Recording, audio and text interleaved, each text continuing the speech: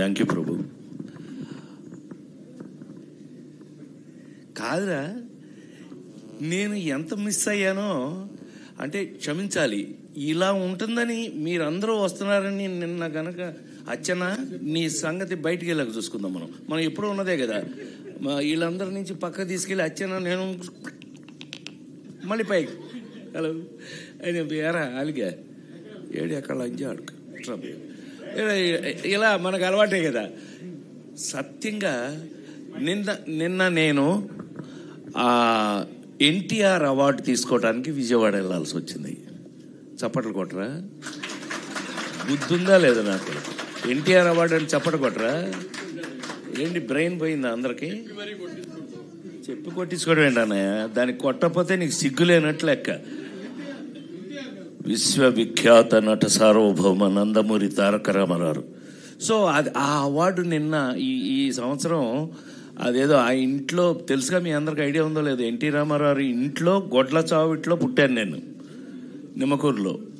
ఆయన ఇంట్లో పుట్టి వెంకటరామం గారు రామారావు అమ్మ రామారావుని వీడు నా చేతిలో పుట్టాడు, వీడిని జాగ్రత్తగా చూసుకోంటే నన్ను ఫిల్మ్ ఇన్స్టిట్యూట్లో వేయటం. నేను గోల్డ్ మెడల్ ఫిల్మ్ ఇన్స్టిట్యూట్లో తెచ్చుకున్న తర్వాత నాకంటూ కామెడీని ఒక హీరో చేసుకుని నా కోసం, ఎవరి కోసం అదే చించాను అంటే అది నిజం కాదు, నా కోసం కామెడీని ఒక రొమాన్స్ హీరో అవ్వగలిగింది, ఒక యాక్షన్ ఫైటింగ్ హీరో అవ్వగలిగింది, కామెడీ హీరో ఎందుకు కాదు అని నమ్ముకుని ఆ నమ్మకాన్ని లేడీస్ టైలర్ దగ్గర నుంచి ఈ రోజు వరకు మీ అందరి ముందు యాక్టర్గా నిలబడి ఉన్నాను కారణం ఆ ట్రెండ్ అని నమ్మితే కనుక నాకున్న అదృష్టం ఏంటంటే సంవత్సరానికి 12 సినిమాలు హీరోగా యాక్ట్ చేస్తూ 12 సినిమాల్లో 12 బాగా ఆడటం జరిగిన రోజుల్లో ఎందుకు ఆడింది అని అంటే కారణం ఇవాళ మీకు నేను ఇక్కడ నిలబడి ఉండడానికి కారణం ఒక సినిమాకి సంబంధం లేని కథలు, సంబంధం లేని ఆ స్క్రీన్ ప్లేలు, సంబంధం లేనటువంటి కామెడీ, వంశీ దగ్గర నుంచి జంజాల్ గారి దగ్గర నుంచి చివరికి నేను హీరోగా అలా చేసుకుంటున్న రోజుల్లో నాకు చివరికి. అందరికీ నమస్కారం అండి.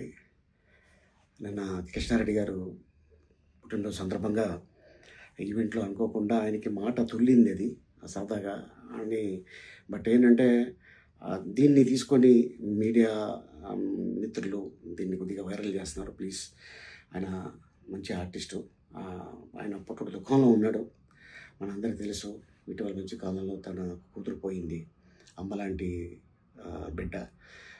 సో అందుకోసం ఆయన కావాలని చెప్పింది కాదు. దీన్ని మళ్ళీ ఎవరు కూడా దీన్ని రప్చర్ చేయకండి ప్లీజ్. ఆయన పెద్ద ఆయన. నమస్కారం.